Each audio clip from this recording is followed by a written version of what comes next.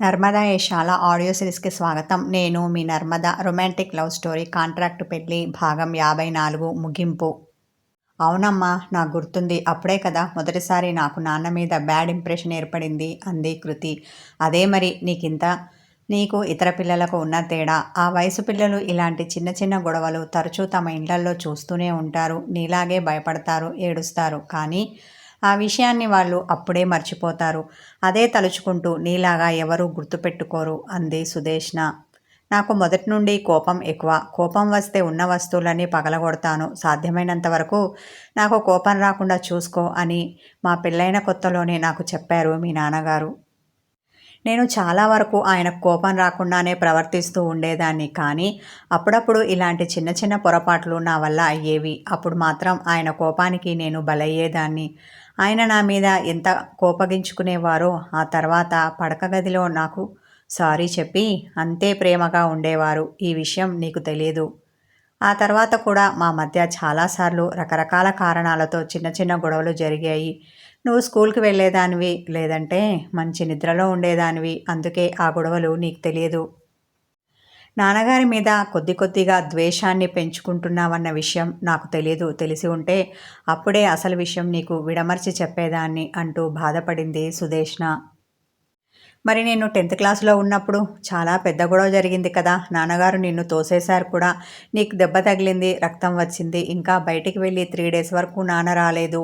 అప్పుడు నేను ఏం జరిగింది అమ్మా అంటే, నా కర్మ అంటూ నీ గదిలోకి వెళ్ళి గది తలుపులు వేసుకున్నావు. అప్పుడే నువ్వు నిజం చెప్పి, నేను నాన్నగారి మీద ఇంత ద్వేషాన్ని పెంచుకునేదాన్ని కాదు అంది కృతి. నిజమేనని తల ఆడించిన సుదేష్ణ ఆనాటి సంఘటనకి కారణం పూర్తిగా నేనే అంటూ ఇలా చెప్పింది. ఒకరోజు నాకెవరో అజ్ఞాత వ్యక్తి కాల్ చేశారు. మీ వారు ఒక ఆవిడతో తిరుగుతున్నారు. ఆవిడకి మీ వారికి ఇల్లీగల్ రిలేషన్షిప్ ఉంది అని చెప్పారు. మీరు ఎవరు? ఎక్కడి నుంచి మాట్లాడుతున్నారు అని నేను అడిగేలోపు కాల్ కట్ చేశారు. నేను రికాల్ చేసినా కాల్ లిఫ్ట్ చేయలేదు. కానీ అతను చెప్పింది నిజమని నమ్మాను. ఆయన మీద నాకు చాలా కోపం వచ్చింది. మనసు కుతకుతలాడిపోయింది. ఇంటికి రాగానే అడగాలి అనుకున్నాను. ఆ రోజు రాత్రి మీ నాన్నగారు బాగా పొద్దుపోయి వచ్చారు. పైగా బయటే భోజనం చేశానని చెప్పారు. నేనేమో ఆయన కోసం భోంచేయకుండా ఎదురు చూస్తూ కూర్చున్నాను. రావడంతోనే బాగా అలసిపోయాను అంటూ వెళ్ళి పడుకున్నారు. ఉదయం లేవగానే ఆఫీస్కి వెళ్ళారు. మధ్యాహ్నం వస్తూనే ఊరు వెళ్తున్నాను, బట్టలు ప్యాక్ చేయమన్నారు. ఎప్పుడెప్పుడు ఆ అన్నోన్ కాల్ విషయం అడుగుదామా అని ఎదురుచూస్తున్న నాకు ఆయనేమో టైం ఇవ్వడం లేదు. ఎక్కడికి వెళ్తున్నారు అంటూ బట్టలు ప్యాక్ చేసి ఇచ్చాను. బెంగళూరు వెళ్తున్నాను, 3 డేస్ వరకు రాను అన్నారు. ఫోన్లో చెప్పిన మాటలు చెవికెక్కించుకొని కోపం మీద ఉన్న నేను ఆయన హర్ట్ అవుతారేమోనని కొంచెం కూడా ఆలోచించకుండా దాని దగ్గరికే వెళ్తున్నారా అన్నాను. ఆయనకేమీ అర్థం కాక ఎవరి దగ్గరికి అన్నారు. అదే ఎవరినో ఉంచుకున్నారటగా దాని దగ్గరికి వ్యంగ్యంగా అన్నాను. నేను ఇలా మాట్లాడతానని ఊహించని ఆయన షాక్ అయ్యారు. కాసేపటికి తేరుకొని కోపంతో నోరుముయ్, పిచ్చి పిచ్చిగా వాగుతున్నావేంటి ఇలా అని నీకు ఎవరు చెప్పారు? చెప్పుడు మాటలు ఎప్పటి నుండి వింటున్నావు అని కోపంగా అరుస్తూ హాల్లో ఉన్న ఫ్లవర్ వాజ్ని పడేశారు. అది కింద పడి బల్లున శబ్దం చేస్తూ ముక్కలైంది. ఇన్నేళ్ల కాపురంలో ఇంతేనా నువ్వు నన్ను అర్థం చేసుకుంది అని బాధపడిపోతూ మరి కాస్త గట్టిగా అరిచారు. నిప్పు లేనిదే పొగరాదు అన్నాను. అంటే ఎవరో చెప్పిన మాటలు నమ్మి నన్ను అనుమానిస్తున్నావా అంటూ మరొక వస్తువును పగలగొట్టారు. నేను కోపంగా చూశాను తప్ప మాట్లాడలేదు. నమ్మకం లేని చోట నేనుండను. ఇప్పుడు వెళ్తున్నానుగా, ఇక రాను అంటూ వెళ్ళబోయారు. మీరు దాని దగ్గరికి వెళ్ళడానికి వీల్లేదు అంటూ నేను చెయ్యి పట్టుకొని ఆపాను. ఆయన విసురుగా చెయ్యి వెనక్కి లాక్కున్నారు. ఆ విసురుకి నేను వెళ్ళి కింద పడ్డాను. నా తల టీపాయ్ అంచుకు కొట్టుకుంది. రక్తం వచ్చింది. ఆయన వెనక్కి తిరిగి చూడకుండా గబగబా వెళ్ళిపోయారు. ఇదంతా నువ్వు చూస్తూ ఉన్నావు అన్న విషయం మా ఇద్దరికీ తెలియదు. ఫోన్లో చెప్పిన వాళ్ళు నిజం చెప్పారో అబద్ధం చెప్పారో తెలుసుకోకుండానే నేను ఆయనను నిలదీశాను. నన్ను పట్టించుకోకుండా వెళ్ళినందుకు కోపంగా ఉన్నాను. అప్పుడే నువ్వు వచ్చావు. అమ్మా ఏం జరిగింది అని అడిగావు. కోపంతో ఉన్న నేను నా కర్మ అంటూ నా గదికి వెళ్ళాను. ఇదంతా నీ మనసులో బలమైన ముద్ర వేస్తుందని, మీ నాన్నగారి మీద ద్వేషాన్ని పెంచుతుందని నేను అనుకోలేదు. అనుకొని ఉంటే ఆ రోజే చెప్పేదాన్ని. కానీ ఏమని చెప్పాను? మీ నాన్నగారికి గర్ల్ ఫ్రెండ్ ఉందని చెప్పనా? చెప్తే నీది అర్థం చేసుకునే వయసేనా? నిజానికి ఆయనకు ఉన్నదో లేదో కూడా అప్పుడు నాకు తెలీదు. కానీ ఊరు నుండి వచ్చాక నేను అనుమానించినట్టుగా ఏమీ లేదని, తను ఇన్నోసెంట్ అని మీ నాన్నగారు తనను తాను నిరూపించుకున్నారు. భార్యాభర్తల మధ్య చిన్న చిన్న అపోహలు కలగడం, అనుమానించడం సహజం. తగులాడుకోవడం, కోపగించుకోవడం సర్వసాధారణం. అంత మాత్రం చేత వాళ్ళ మధ్య ప్రేమ లేదని, భర్త చెడ్డవారని అనుకోవడం పొరపాటు. ఇవన్నీ చిన్నపిల్లవైన నీకు చెప్తే ఎలా అర్థమవుతుంది? అందుకే చెప్పలేదు. ఇప్పుడు నువ్వు కూడా ఒకరికి భార్యవి. నీ ప్రవర్తన మీ నాన్నగారి కన్నా ఘోరంగా ఉంది. నేనంటే చిన్న చిన్న పొరపాట్లు చేసి మీ నాన్నగారికి కోపం తెప్పించాను. కానీ ఏ పొరపాటు చేయని కిరణ్ మీద ఆఫీస్లో అందరి ముందు గట్టి గట్టిగా అరిచావు. అతనిని అవమానించావు. అయినా సరే అతను అన్నిటినీ సహించాడు, భరించాడు. ఎందుకంటావు? నువ్విచ్చే జీతం కోసమా? కాదు. అతనికి నీ మీద ఉన్న అపారమైన ప్రేమ కోసం. నిన్ను అతను ఎంతగా ప్రేమిస్తున్నాడో నీకు తెలియకపోవచ్చు. కానీ నాకు తెలుసు. ఆ ప్రేమని అతని కళ్ళల్లో చూశాను. నువ్వు లేబర్ రూమ్‌లో నొప్పులతో బాధపడుతుంటే ఎంతగా తల్లడిల్లిపోయాడో, నీకేమవుతుందోనని ఎంతగా బాధపడ్డాడో కళ్ళారా చూసిన నాకు తెలుసు. ఇన్నాళ్ళు నువ్వు అతన్ని భర్తగా కాదు కదా, కనీసం మనిషిలా కూడా చూడలేదు. ఇప్పుడు కూడా నీ మీద ప్రేమతోనే నీకు దూరంగా ఉంటున్నాడు. నీ మనసు నొప్పించలేక నీకు దూరమయ్యాడు అంది సుదేష్ణ. కృతి ఆలోచనలో పడింది. ఆఫీస్‌లో పనిచేసుకుంటున్న కిరణ్ వాట్సాప్‌కి ఫోటో ఫార్వర్డ్ అయింది. ఏంటా అని తీసి చూశాడు. కృతి బిడ్డనెత్తుకొనున్న ఫోటో అది. హారిక పంపింది. ఇందాక ఆమె వెళ్ళినప్పుడు తీసింది. ఫోటోలో ఉన్న కృతిని, బిడ్డను చూడగానే భావోద్వేగానికి లోనయ్యాడు కిరణ్. అతని కళ్ళల్లో కన్నీటి చెమ్మ చేరింది. సెల్ ఫోన్ని తన పెదాల దగ్గరికి తెచ్చుకొని ఇద్దరికీ ముద్దు పెట్టాడు. అప్పుడే క్యాబిన్ డోర్ తోసుకొని హారిక వచ్చింది. థాంక్యూ హారిక గద్గద స్వరంతో అన్నాడు. నేనేం చేశానని అంటూ చిన్నగా నవ్వింది. నా ఫ్యామిలీని నాకు చూపించావు కదా అంటూ అతడు కూడా ఆమె నవ్వులో నవ్వు కలిపాడు. సార్ మీకు వెళ్ళాలని, బిడ్డని చూసుకోవాలని లేదా? సూటిగా అడిగింది హారిక. ఉంది. కానీ ఆత్మాభిమానం అడ్డు వస్తోంది. ఉన్న నిజం చెప్పేశాడు కిరణ్. నేను అర్థం చేసుకోగలను. కానీ బిడ్డ కోసమైనా వెళ్ళాలి కదా! బిడ్డకెందుకు సార్ తండ్రి ప్రేమను దూరం చేస్తున్నారు? మేడం చేసిన తప్పుకి బిడ్డకెందుకు పనిష్మెంట్ ఇస్తున్నారు? మీకు మీ బిడ్డను చూసుకునే హక్కు ఉంది. పుత్రవాత్సల్యం ముందు ఈ అగ్రిమెంట్ లాంటి తోలు తొక్క కండిషన్లు పనికిరావు అంది. నిజమే అనుకున్న అతడు వెళ్ళడానికి ఉద్రిక్తుడయ్యాడు. సరిగ్గా అప్పుడే అతని సెల్ రింగ్ అయింది. ఎవరు? కళ్ళతో ప్రశ్నించింది హారిక. సెల్ ఫోన్ స్క్రీన్ని ఆమెకు చూపించాడు. ఓ మేడం చేశారా? ఓకే క్యారీ ఆన్ అంటూ వెళ్ళింది హారిక. కిరణ్ కాల్ లిఫ్ట్ చేశాడు. కానీ మాట్లాడలేకపోయాడు. ఉద్వేగంతో అతని గొంతు మూగబోయింది. అటువైపు కృతి పరిస్థితి కూడా అలాగే ఉంది. ఎలాగో అలా కాసేపటికి గొంతు పెకిల్చుకొని హలో అని మాత్రం అనగలిగాడు. అటువైపు నుండి సారీ అన్న మాటతో పాటు ఏడుపు వినిపించింది. కృతి ఏమైంది? కంగారు పడ్డాడు కిరణ్.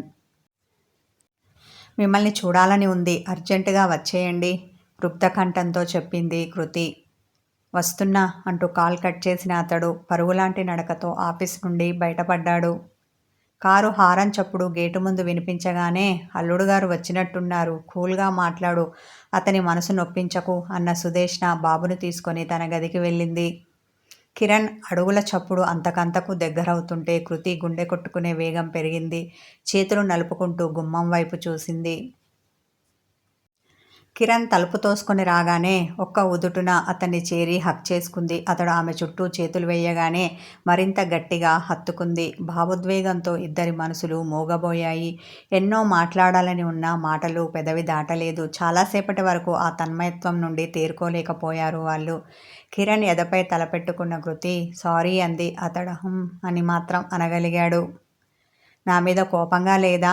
అడుగుతూ తలెత్తి అతన్ని చూసింది. ఆమెనే చూస్తూ ఉన్న అతని పెదాలపై చిరునవ్వు చేరింది. ఆమెను అలాగే పొదింపట్టుకొని మంచం వరకు నడిపించాడు. అతడు మంచం మీద కూర్చొని ఆమెను ఒడిలో కూర్చోబెట్టుకున్నాడు. ఆమె చేతిని తన చేతిలోకి తీసుకొని దాని మీద ముద్దు పెట్టాడు. ఎలా ఉన్నావ్? అడిగాడు. నువ్వు లేకుంటే అసలు బాగోలేదు. ఇక నన్ను వదిలి వెళ్ళకు, నాతోనే ఉండిపో అంటూ అతని మెడ చుట్టూ చేతులు వేసిన కృతి అతని మెడవంపులో ముఖం పెట్టింది. కానీ మనకు విడాకులు మంజూరు అయ్యాయేమో కదా, అలాంటప్పుడు నేను నీతో ఉంటే చూసేవాళ్లకు బాగోదు అంటుంటే బాధతో అతని గొంతు వణికింది. అవ్వలేదు, ప్రాసెస్ ఆపేయమని లాయర్ అంకుల్కి కాల్ చేసి చెప్పాను. ఇక నువ్వెప్పటికీ నా హబ్బీవి అన్న ఆమె తల కొంచెం పైకెత్తి అతని బుగ్గ మీద ముద్దు పెట్టింది. ఇది కల కాదు కదా, విస్మయంతో అన్నాడు. నిజమేనోయ్ అన్న కృతి కిరణ్ ముఖాన్ని 2 చేతులతో పట్టుకొని అతని పెదాలపై తన పెదాలను ఉంచింది. ఆమె ఇస్తున్న ఆ చిరుముద్దుని అతడు డీపుగా మార్చాడు. ఇంతకాలం వాళ్ళిద్దరి మనసులో గూడు కట్టుకొని ఉన్న బాధ ఆ ముద్దులో కరగడం మొదలైంది. చాలాసేపు ముద్దు పెట్టిన కిరణ్ ఆమెకు ఊపిరి భారమవుతుంటే ఆమె పెదాలు వదిలి ఆమెను చూశాడు. మూసుకొని ఉన్న ఆమె కనురెప్పలపై ముద్దు పెట్టి, ఎప్పుడైనా నేను గుర్తుకొచ్చానా అడిగాడు. మర్చిపోతే కదా అంది కృతి. మరి అంత ప్రేమ ఉన్న దానివి నన్ను వదిలి ఎలా ఉండాలి అనుకున్నావు అంటూ ఆమె వెన్ను నిమిరాడు. అదంతా మా నాన్న వల్ల అంది కృతి. ఆయనేం చేశారు పాపం అన్నాడు కిరణ్. చేసిందంతా ఆయనే కదా పెదవి విరుపుతో అంది. ఏం చేశారేంటి అన్న అతడు ఆమె ముఖం మీద పరుచుకున్న ముంగురులను సవరించాడు. పెళ్లి చేసుకోమని బిడ్డను కనమని కండిషన్ పెట్టాడు కదా, అలా ఎవరైనా పెడతారా? ఉడుకుబోత్తనం చూపించింది కృతి. మరి నీలా ఎవరైనా ఉంటారా? ఉండరు కదా. నీ తింగరి ఆలోచనలకు చెక్ పెట్టడం కోసం ఆయన అలాంటి కండిషన్ పెట్టారు. లేదంటే నువ్వు పెళ్లి చేసుకునేదానివా? ఒక బిడ్డకు తల్లివి అయ్యేదానివా? కాదు కదా. పెద్దవాళ్ళు ఏం చేసినా మన మంచి కోసమే చేస్తారు అన్న విషయం ఇప్పటికైనా తెలుసుకో అన్న అతడు ఆమె నుదుటి మీద ముద్దు పెట్టాడు. తెలుసుకున్నాను కాబట్టి ఇప్పుడు ఇదిగో ఇలా అంటూ అతని కౌగిలిలో ఒదిగింది. ఈ మార్పు శాశ్వతమా, లేదంటే మళ్ళీ మొదటికి వస్తావా అనుమానంతో అడిగాడు. మా నాన్న మంచితనం తెలుసుకున్నాను. ఆయన మీద ఉన్న ద్వేషం పోయింది. అంతేకాదు నిన్ను నేనెంత ప్రేమిస్తున్నానో కూడా తెలుసుకున్నాను. నువ్వు లేకుండా ఒక్క క్షణం కూడా ఉండలేను. కోపంతో నేనేమైనా తప్పుగా మాట్లాడితే లాగిపెట్టి ఒకడు కొట్టు. అంతేకాని నన్ను వదిలి వెళ్ళకు అంటూ అతన్ని మరింత గట్టిగా హత్తుకుంది. అలాగే అన్న కిరణ్. మన చిన్నోడేడి అన్నాడు. ఇదిగో ఇక్కడ అంటూ సుదేష్ నా బిడ్డను తీసుకొని వచ్చింది. వాడిని చేతిలోకి తీసుకున్నాడు కిరణ్. నేను భోజనానికి ఏర్పాట్లు చేస్తాను అంటూ వెళ్ళింది సుదేష్ణ. ఏమండి, వీడికి చెల్లి కావాలట, ఎప్పుడిద్దామంటారు? కిరణ్ చెవిలో గుసగుసలాడింది. నువ్వు ఎప్పుడంటే అప్పుడే అంటూ చిలిపిగా కన్ను కొట్టాడు కిరణ్. అయితే ఈ రాత్రికి ఆ పనిలో ఉందాం అంటూ సిగ్గుపడింది కృతి. ఆర్ యు ష్యూర్ అన్నాడు కిరణ్. యా అంటూ సిగ్గుపడింది కృతి. బాబు బుగ్గ మీద ముద్దు పెట్టి, మరి వీడు అన్నాడు కిరణ్. అమ్మ చూసుకుంటుంది అని కొంటెగా కన్ను కొట్టింది. బాగా ముదిరిపోయావు అన్నాడు కిరణ్. నీలాంటి మొద్దబ్బాయి కోసం తప్పదు మరి అంటుంటే భోజనానికి రమ్మని పిలిచింది సుదేష్ణ. భోజనం తర్వాత బాబుని సుదేష్ణకిచ్చి పడకగదిని చేరారు కృతి, కిరణ్. ఇప్పుడు చెప్పు కృతి, నువ్వు బిడ్డని ఏ పద్ధతిలో కనాలి అనుకుంటున్నావు? తన ఎదపై పడుకొని ఉన్న కృతిని అడిగాడు కిరణ్. ఈ ఆర్టిఫిషియల్ పద్ధతులు వద్దు, నాకు నేచురల్గా కావాలి అంటూ అతని మీద చేరిపోయి అతని పెదవి కొరికింది కృతి. హౌ అన్న కిరణ్ ఆమెను కిందికి దొర్లించి మీద చేరిపోయాడు. వాళ్ళ రొమాంటిక్ లైఫ్కి నాంది పలికాడు. ఈ రొమాంటిక్ కథ ఇంతటితో ముగిసింది. ఈ స్టోరీ ప్లేస్లో మరో కొత్త స్టోరీ వస్తుంది. దాన్ని కూడా చూసేసి ఇలాగే ఎంకరేజ్